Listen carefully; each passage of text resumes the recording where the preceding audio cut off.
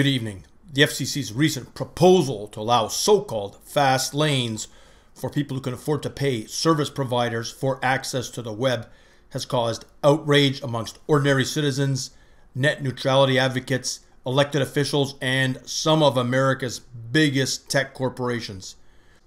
Now, joining us in our Washington bureau to discuss the ramifications of this proposal is Ted Thorndyke, the founder and president of Crapcom, one of America's The leading communications company, John.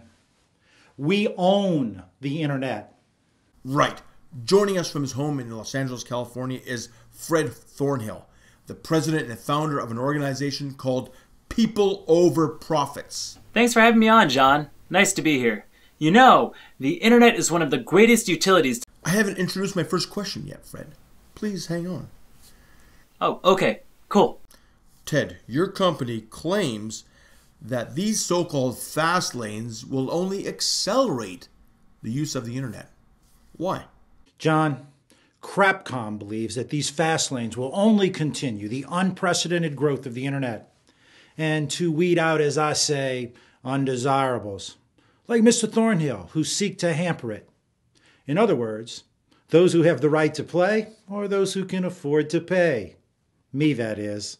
Now, Fred, your pro-people group feels that Crapcom and others are only out to get the consumer and will only undermine the growth of the internet. Why? John, People Over Profits believe that the internet belongs to everyone. We want people to know the truth about this proposal and how it impacts real people every day. We aren't here to scare people. Except when we crashed Crapcom's servers last month through our latest email campaign. No, Fred. Our servers crashed because we sent all that to our trash folder. Let's try to keep on topic, gentlemen. Ted, Crapcom has pledged to fight the FCC's ruling if it decides to keep net neutrality in place. Why? Crapcom believes that the internet benefits us all. And if the Commission chooses to maintain the status quo, our mission of providing quality service that benefits our customers will be severely undermined.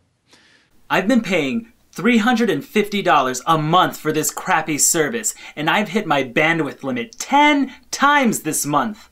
You call that quality? Watch your language. With an attitude like that, you deserve that kind of service. Gentlemen, please! Hey, Ted, if the FCC's proposal does pass, do you promise that Crapcom will not discriminate against those who cannot pay more for your service?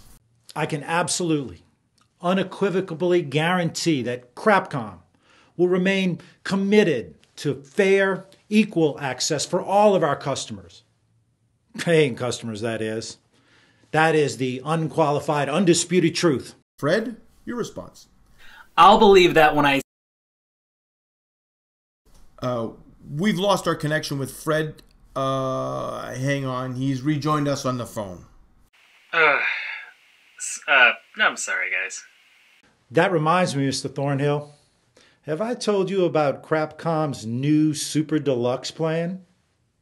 Only $550 a month for unlimited Facebook, YouTube, and World of Warcraft at lightning speed. Forget it. I'm switching to AT&T. Enjoy it while it lasts, because we're buying them too. Gentlemen, we're out of time. I wanted to thank both of you for being on with us tonight, and I want to thank all our viewers at home. Well, those of you who are not playing World of Warcraft. Good night.